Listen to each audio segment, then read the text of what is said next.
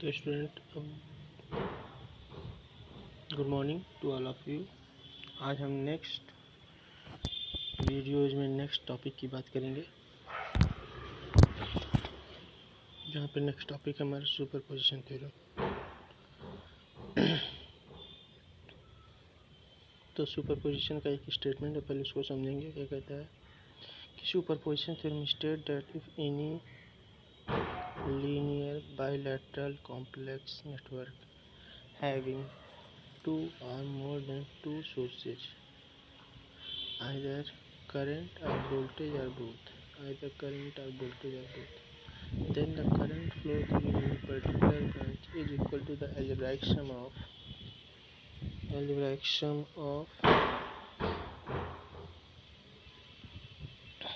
all current, algebraic sum of, यहाँ all छूट गया, algebraic sum of all current from the different sources when the sources are acting alone। ठीक, तो क्या बताया जा रहा है कि सुपरपोजिशन थ्योरम कहता है कि एक कोई लीनियर बाइलैटरल और कॉम्प्लेक्स नेटवर्क है और उसके पास दो या दो से ज़्यादा सोर्स है। तो लीनियर क्या होता है, इसकी डिस्कशन आपसे पहले हो चुका है। तो लीनियर एक बार और बता दिया, लीनियर उसको कहते हैं जहाँ पे क्या बताया गया था, लीनियर एलिमेंट और दो element which follow the Ohm's law. ठीक, और बाइलैटरल एलिमेंट किसको कहते हैं, whose property or behavior does not change with respect to current direction।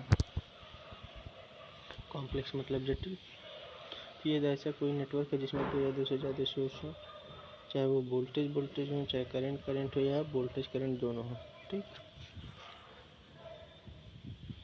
तो उस समय किसी एक ब्रांच में जो धारा बहती है, किसी एक पर्टिकुलर ब्रांच में जो धारा बहेगी वो क्या होगी,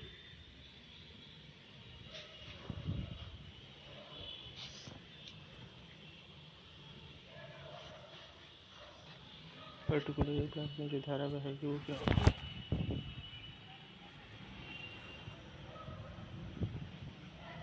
वो उन सारे धाराओं का बीजगणितीय योग होगा जो अलग अलग सोर्सेस से एक बार में फ्लो करेंगी। तो सुपरपोजिशन थ्योरम के तहत किसी भी सर्किट की एनालिसिस करने के लिए कुछ स्टेप है जिसको हम लोग फॉलो करेंगे।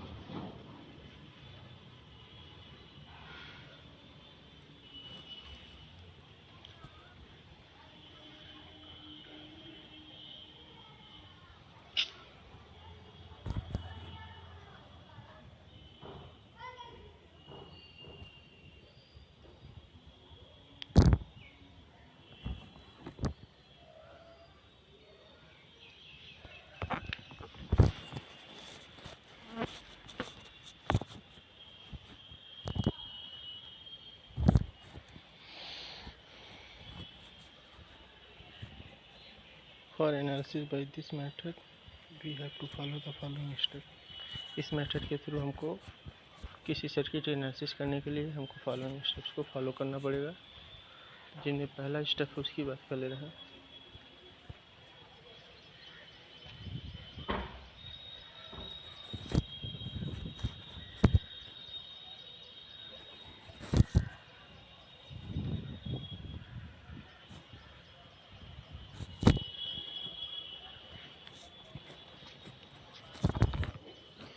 इसमें पहला स्टेप क्या है, active first source and reactive another all sources.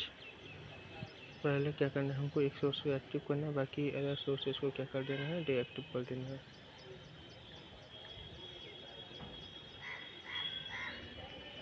Clear है, एक बार में एक सोर्स को एक्टिव करना, बाकी सोर्स को एक साथ डीएक्टिव कर देना है। आगे बढ़ा जाए तो डीएक्टिव करने का प्रोसेस है जिसको डीएक्टिवेशन प्रोसेस कहते हैं। तो अगर वोल्टेज सोर्स दिखेगा तो इसको क्या कर देंगे, शॉर्ट। तो शॉर्ट करने का मतलब अगर वोल्टेज के दो प्लेटें हैं, पॉजिटिव और नेगेटिव, तो उन प्लेटों को जोड़ देना है, मिला देंगे। तो वोल्टेज की दोनों प्लेटों को मिलाने से क्या होता है, शॉर्ट करने से क्या होता है, उस वोल्टेज की वैल्यू वहाँ पे 0 हो जाती है। तो देखिए यहाँ पे फिगर में ड्रॉ करके बताया गया। पहले तो बताया गया वोल्टेज सोर्स डीएक्टिवेशन प्रोसेस में शॉर्ट होता है, फिर एक सिंबल आगे बनाया गया वोल्टेज सोर्स को, और फिर अगले सिंबल में क्या किया गया है, प्लेटों को मिला दिया गया है, जिसके कारण उस वोल्टेज की वैल्यू 0 हो जाएगी। फिर इसी तरीके से करंट सोर्स है, करंट सोर्स को बताया गया कि इसको क्या करते हैं, ओपन करते हैं। तो करंट सोर्स ड्रा किया गया है नेक्स्ट सिंबल में, और उसके नेक्स्ट सिंबल में करंट सोर्स जिन दो टर्मिनल के बीच में लगा हुआ था उसको ओपन कर देंगे। ठीक, ये हो गया। नेक्स्ट है number 2, R equivalent, find R equivalent from the active voltage source side. हमको क्या करना है, आर इक्विवेलेंट की वैल्यू निकालना है एक्टिव वोल्टेज सोर्स साइड से। ठीक, एक्टिव वोल्टेज सोर्स साइड से आप क्या करेंगे, आर इक्विवेलेंट की वैल्यू कैलकुलेट करेंगे। तो आर इक्विवेलेंट की वैल्यू कैलकुलेट करेंगे जब हम लोग,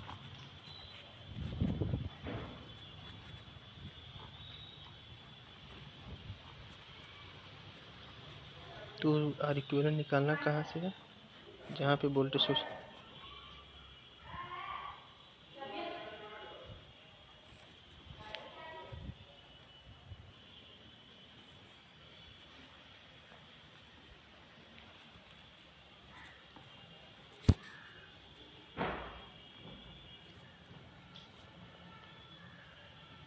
not in each active current source, मतलब ये जो स्टेप है हम करंट सोर्स के केस में नहीं लेते हैं। स्टेप 2 पे आर इक्विवेलेंट निकालने वाला जो केस है। फिर नेक्स्ट स्टेप की बात करें, स्टेप 3 की, स्टेप 3 क्या है, कैलकुलेट टोटल करंट और supply current, calculate total current और supply current from the active voltage source by using Ohm's law. Ohm's law का प्रयोग करते हुए हमको क्या करना है, सप्लाई करंट या टोटल करंट निकालना कहाँ से, एक्टिव वोल्टेज सोर्स साइड से। ठीक, यहाँ पे फिर से थर्ड स्टेप में भी लिखा हुआ है not in each active current source, मतलब ये स्टेप आपको नहीं लेना है जब करंट सोर्स को एक्टिव करेंगे। ठीक, क्लियर है, आगे बढ़ा जाए। मतलब ये स्टेप आपको जब करंट सोर्स एक्टिव होगा तो उस टाइम नहीं लेना है। स्टेप 2 और 3। स्टेप 4 क्या है, calculate current in that particular branch by using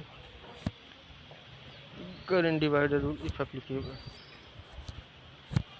हमको करंट को कैलकुलेट करना है उस पर्टिकुलर ब्रांच के लिए करंट डिवाइडर रूल को अप्लाई करते हुए, अगर अप्लाई होने लायक है।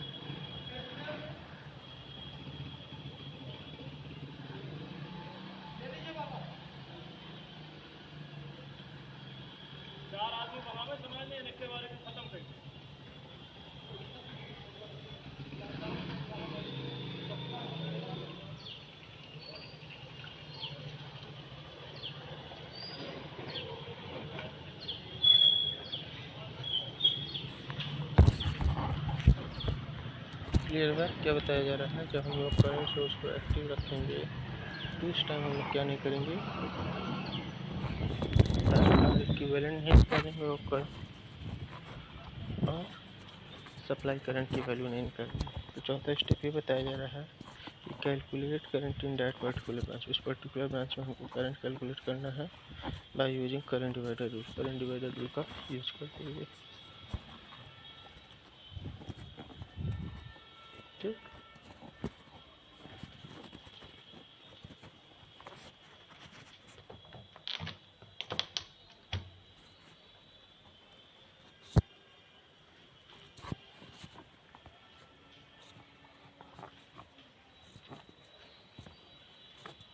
इफ़ अप्लीकेबल, अगर लगे तो, अगर लगे तो का मतलब क्या है, अगर किसी ऐसे ब्रांच में करंट पूछ रहा है जहाँ पे करंट बिना डिवाइड हुए पहुँच रहा है, मतलब जहाँ पे सप्लाई करंट बिना डिवाइड हुए पहुँच रहा है, वहाँ पे डिवाइडर रूल नहीं अप्लाई करेंगे। लेकिन जिस पर्टिकुलर रजिस्टर में करंट डिवाइड होकर के फ्लो कर रहा है वहाँ पे क्या करेंगे,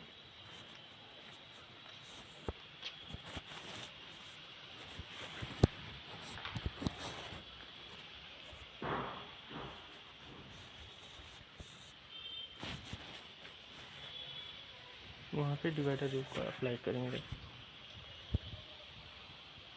नेक्स्ट स्टेप क्या बताया जा रहा है, active second source and deactive another all sources. तो हमको क्या करना है, सेकंड सोर्स को एक्टिव कर देना है और बाकी सोर्सेज को डीएक्टिव कर देना है। तो सेकंड सोर्स कौन सा है, तो first source, second source, third source मानना ही हमारे ऊपर है, चाहे जिसको पहला माने, चाहे जिसको दूसरा माने, चाहे जिसको तीसरा माने। ठीक, ये हम लोगों के ऊपर है कि कौन सा पहला है, कौन सा दूसरा है, कौन सा तीसरा है। तो पहला एक्टिव होने के बाद अब दूसरा एक्टिव करेंगे, उससे उस पर्टिकुलर ब्रांच में करंट निकालेंगे।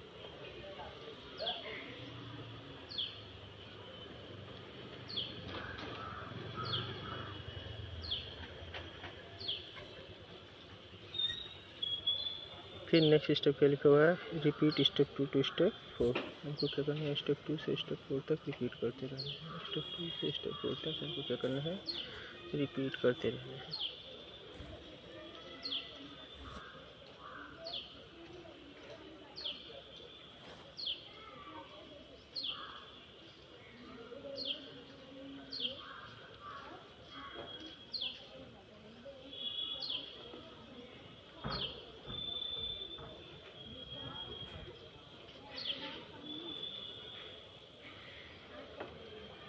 अगला क्या है, calculate algebraic sum of all current from different sources.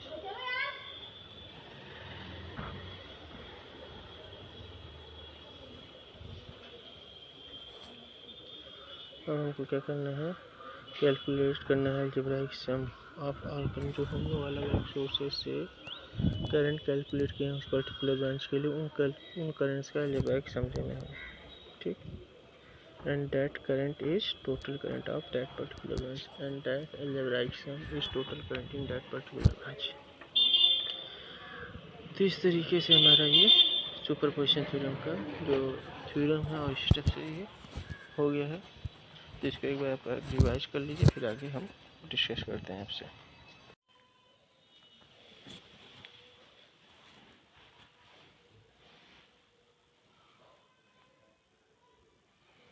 तो यहाँ पे सारी बात हो चुकी थी। पहला आपको बताया गया था ये this demonstrated any linear bilateral complex network having two or more than two sources and a current flowing through any particular branch is equal to the algebraic sum of all current from the different sources when the sources are acting alone।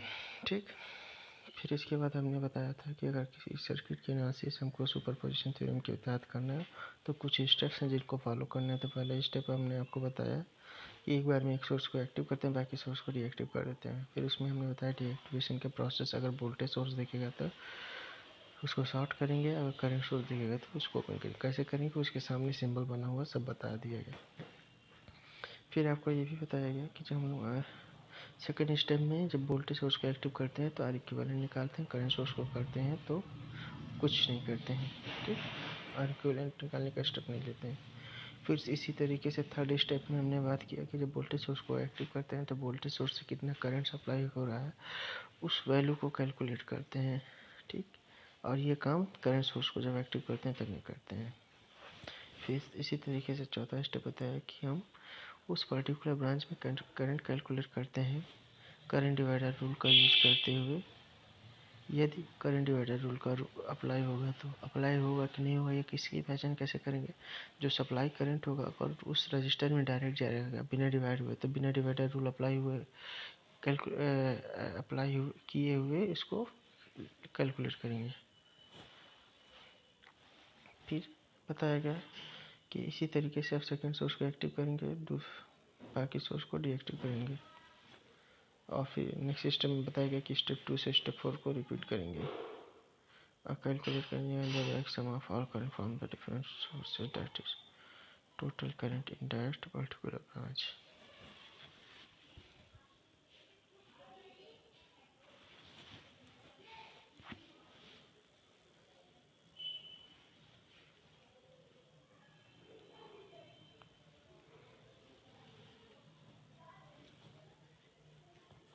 Next step क्या है, calculate algebraic sum of all current from the different sources that is total current in that particular branch. अगला step है कि calculate करेंगे हम algebraic sum of all current, और इस तरीके से सारे करंट का जो डिफरेंट सोर्सेज से हमको मिले उनका अलजेब्राइक सम लेंगे और वही हमारा टोटल करंट होगा उस पर्टिकुलर ब्रांच का।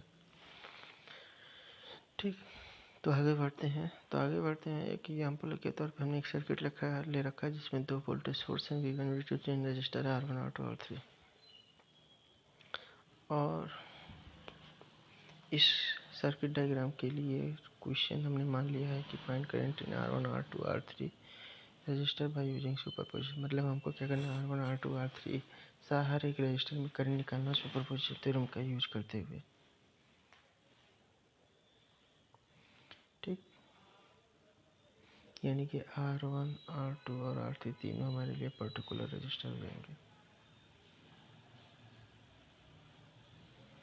तो स्टेप वन क्या है, एक बार में एक सोर्स को एक्टिव करेंगे, बाकी को डीएक्टिव करेंगे।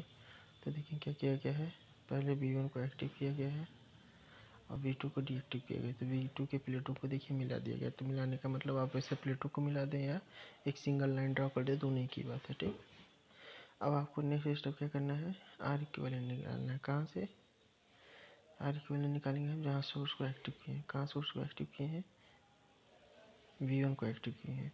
तो V1 साइड से जब आर इक्विवेलेंट देखेंगे, मतलब हमारा टर्मिनल लेफ्ट साइड में है, तो सर्किट को रिड्यूस करेंगे राइट साइड से, तो वहाँ पे क्या हो जाएगा, R2 parallel R3 in series बता रहा हूँ। कैलकुलेट करने पे कुछ समथिंग ओम आएगा, उसको लिख लेंगे। स्टेप 3 क्या था, calculate current supply current from active voltage source है। तो जब वोल्टेज सोर्स को एक्टिव करेंगे तो वहाँ से करंट कितना है उसको निकालेंगे। तो I1 equal to V1 upon R equivalent 1 कर लेंगे, तो कुछ करंट की वैल्यू आएगी समथिंग एम्पियर। अब हमारा इस V1 वोल्ट से R1 में कितना जा रहा है, R2 में कितना जा रहा है, R3 में कितना करंट जा रहा है, इसको कैलकुलेट करेंगे, इसको समझेंगे। तो देखिए V1 वोल्ट से I1 करंट चल रहा है एज ए सप्लाई करंट, वो R1 रजिस्टर में कैसे जा रहा है, as a IR1 dash. R2 में कैसे जा रहा है, as a IR2 dash. R3 में कैसे जा रहा है, एज ए IR3 डैश। तो IR1 वाला करंट क्या है, I1 डायरेक्ट जाएगा, उसी को IR1 डैश कहेंगे। ठीक, यानी कि R1 रजिस्टर में करंट सप्लाई करंट जाने के लिए डिवाइड नहीं हो रहा, डायरेक्ट जा रहा है, तो इसीलिए सीधे लिखेंगे IR1 equal to I1 ampere. अब बात करेंगे क्या, IR2 डैश और IR3 डैश के लिए में करंट कैसे जाएगा। जब I आगे बढ़ करके R1 को पास करते एक पॉइंट पर पहुँचेगा तो वहाँ डिवाइड होगा, तो कुछ R2 की तरफ चला जाए, कुछ R3 की तरफ। जो R2 की तरफ जा रहा है उसी को IR2 डैश करें, जो R3 की तरफ जा रहा है उसको IR3 डैश करें। तो IR2 डैश की वैल्यू कैसे मिलेगी, डिवाइड होकर के फ्लो, इसलिए करंट डिवाइडर रूल। तो करंट डिवाइडर रूल क्या है, total current multiply by opposite resistor divided by sum of R. तो टोटल करंट कितना है I1, R2 के लिए अपोजिट रजिस्टर कौन सा हो जाएगा, R3, तो multiply by R3 divided by R2 plus R3 ampere. इसी तरीके से IR3 डैश की वैल्यू भी करंट डिवाइडर रूल से निकलेगी। यहाँ भी टोटल करंट क्या है, I1 मल्टीप्लाई बाय अपोजिट, तो R3 के लिए अपोजिट R2 है, divided by R2 plus R3। ठीक, स्टेप को समझिए, आगे बताया।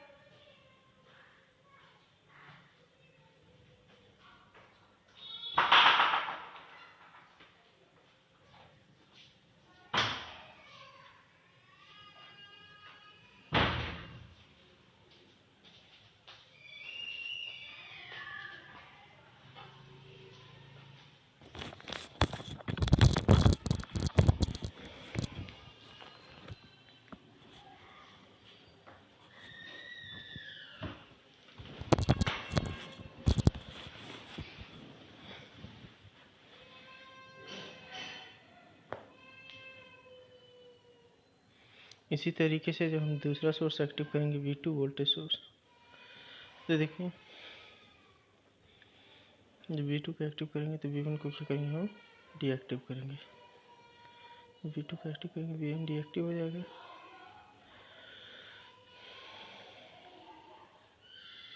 जब V1 डीएक्टिव होगा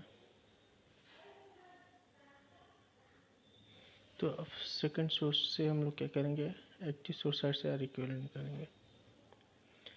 तो एक्टिव सोर्स साइड किधर है, राइट साइड में। जैसे आर इक्विवेलेंट निकालेंगे तो उधर से जब देखेंगे तो सर्किट को रिड्यूस करेंगे लेफ्ट साइड से। तो पहले हम देखेंगे R1 और R2 में क्या रिलेशन है। तो R1 और R2 आपस में क्या है, पैरेलल में है। उनसे जो वैल्यू आएगा वो R3 के साथ सीरीज में होगा। तो जब इस तरीके से हम कैलकुलेट करेंगे तो समथिंग कुछ रेजिस्टेंस आएगा। इसके बाद हमको क्या करना है, सप्लाई स्टेप 3 सप्लाई करंट निकालना from active voltage source side से। एक्टिव वोल्टेज सोर्स साइड से करंट निकालेंगे तो किसकी हेल्प से निकालेंगे, ओम्स लॉ से। ओम्स लॉ क्या कहता है, आई बराबर वी आर।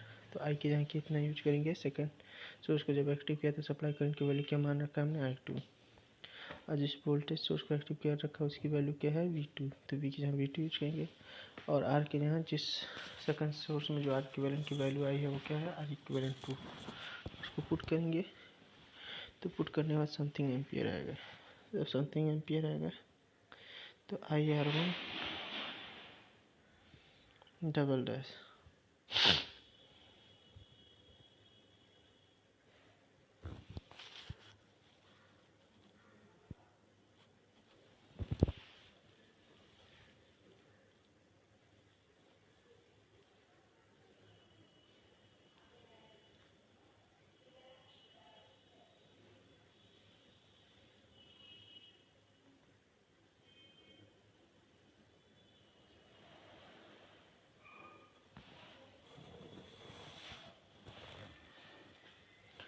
तो IR1 double dash R1 register के लिए हो जाएगा, R2 रजिस्टर के लिए करंट क्या हो जाएगा, V2 सोर्स से IR2 डबल डैश, और V2 सोर्स से R3 रजिस्टर के लिए क्या करंट हो जाएगा, IR3 डबल डैश। तो जब हम पहले R1 रजिस्टर के लिए करंट देखेंगे तो R1 रजिस्टर में जो सप्लाई करंट I2 वो कैसे पहुँचेगी। तो आप देखेंगे जो supply current I2 R1 register में R3 को पास करते हुए एक पॉइंट पे पहुँचेगा और उसको पास करने के बाद उसको वहाँ पे वो ब्रेक होगा। और ब्रेक होने के बाद एक R1 में चला जाएगा एज IR1 डबल डैश, एक R2 में चला जाएगा एक IR2 डबल डैश। तो इस तरीके से हमको देखने को क्या मिल रहा है कि R1 और R2 दोनों रजिस्टर में करंट डिवाइड होकर के फ्लो कर रहा है। ठीक, यानी कि R1 और R2 रजिस्टर में करंट का कैलकुलेशन करने के लिए हम करंट डिवाइडर रूल अप्लाई करेंगे। इसी तरीके से R3 में जब कैलकुलेट करना होगा तो सप्लाई करंट I2 कैसे पहुंच रहा है, डायरेक्ट पहुंच रहा है। यानी कि जो R3 रजिस्टर का जो करंट है IR3 डबल डैश वो I2 के बराबर हो जाएगा। तो देखिए, तो IR1 डबल डैश की वैल्यू करंट डिवाइडर रूल से क्या लिखेंगे, टोटल करंट I2 है मल्टीप्लाई बाय अपोजिट रेजिस्टेंस। तो R1 के लिए अपोजिट R2 कहलाएगा और divided by R1 plus R2, तो जिन दो में ब्रेक होगा उनका सम। इसी तरीके से IR2 डैश, तो टोटल करंट क्या है, I2 multiply by R1 divided by R1 plus R2। ठीक, ये हो जाएगा। आगे बढ़ा जाए।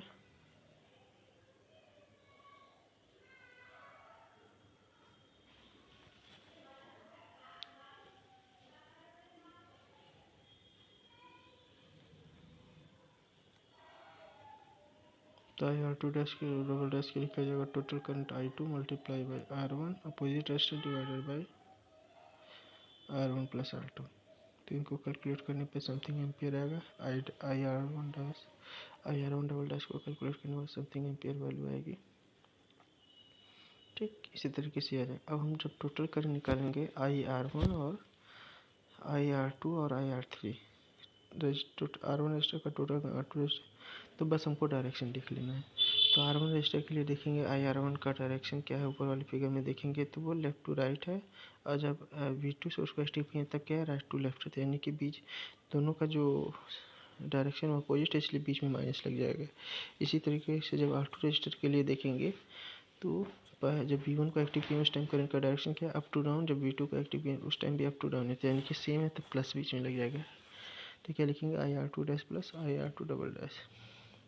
इसी तरीके से R3 रजिस्टर के लिए देखेंगे तो V1 रजिस्टर से करंट का डायरेक्शन क्या है, लेफ्ट टू राइट, और V2 रजिस्टर से करंट का डायरेक्शन क्या है, राइट टू लेफ्ट। तो IR3 dash minus IR3 double dash. इस तरीके से कैलकुलेशन हमको करना है। मिलते हैं नेक्स्ट वीडियो में, तब तक के लिए धन्यवाद। Thank you very much.